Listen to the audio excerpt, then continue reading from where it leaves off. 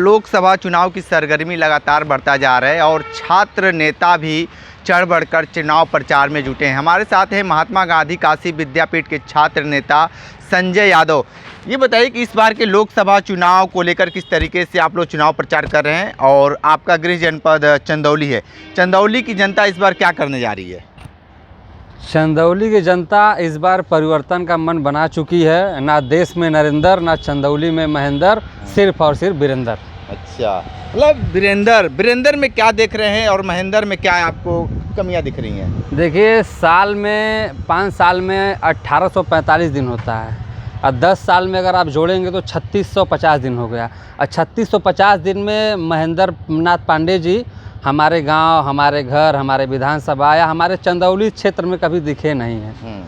वीरेंद्र सिंह इससे पहले मंत्री थे, तो अगर उनके यहाँ कोई काम लेकर जाता था तो उस काम की सुनवाई होती थी और छात्रों के लिए वो लोग हमेशा मतलब कहीं ना कहीं मजबूती से खड़े रहते थे और अपनी बातों से उनकी बातों को मनवाते थे और उनकी बातों से अपनी बातों को कर जो भी काम होता था उस काम को मजबूती से करवाते थे। लेकिन महेंद्र नाथ पांडे जी, या मैं बीजेपी की ही बात कर रहा हूँ, जिनको भ्रष्टाचार का भ, बेरोजगारी का ब, युवाओं का व न मालूम हो, वो लोग अगर राजनीति करेंगे तो आने वाली नस्लें, आने वाली पीढ़ियाँ कमज़ोर हो जाएंगी और देश हाहाकार की स्थिति में चला जाएगा।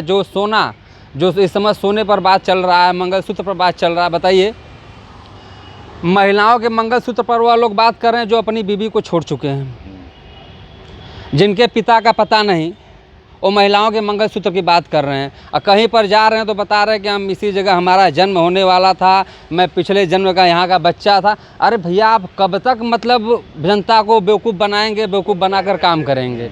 अगर आपको काम करना है, ये जो पीछे आप देख रहे हैं वाहन 100 नंबर, राष्ट्रीय अध्यक्ष अखिलेश यादव जी की देन है कि छाँव में आज पड़े हैं, एसी लगी हुए बैठे हुए हैं। इन लोगों की अगर बस चले तो टेम्पो भी न दे, गधे खच्चर पर दौड़ा दें और जाकर इन लोगों को तो मुंशी बना दिया गया है। बनारस में अगर कोई पदाधिकारी, कर्मचारी, अधिकारी हो तो जानिए कि उसकी ड्यूटी मुंशी तक है।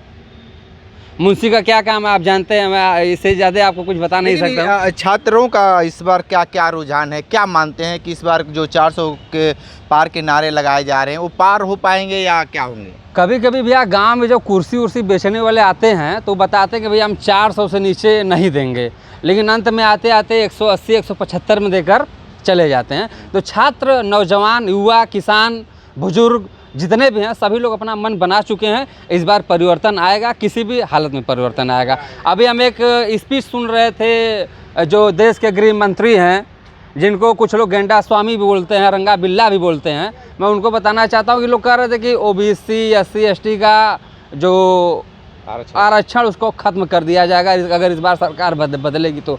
बताइए, जो संविधान पहले से लागू हुआ है आप उसको खत्म करने के लिए कर रहे हैं, तो आपके आने से ना आने से तो कोई जनता को फ़र्क पड़ने वाला है नहीं। जो 300-400 रुपये का गैस सिलेंडर होता था 1200-1400 रुपये का हो गया।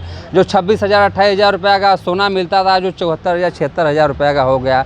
किसी के घर में आप पता कर लीजिएगा, सर्वे के अनुसार 83% युवा बेरोजगार हैं।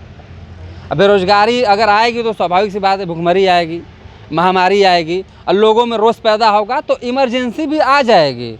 अगर ये सोच रहे हैं कि हम देश पर एक तरफा राज करना चाहेंगे तो मुश्किल है, बहुत मुश्किल है। ऐसा होने वाला नहीं है। इस बार पूरा देश परिवर्तन की बयार में बह रहा है, अब परिवर्तन होने वाला है, अब परिवर्तन होकर रहेगा। ठीक है, तो आप संजय यादव को सुन रहे थे, बहुत सारी बात बताए हैं क्योंकि ये छात्र नेता भी हैं और जिस तरीके से छात्रों को आवाज़ों को लगातार बुलंद भी करते हैं। ग्राउंड जीरो से रिपोर्ट कर रहे थे, तो हमारे साथ बने रहिए न्यूज बकेट के साथ में। दीजिए इजाजत, नमस्कार।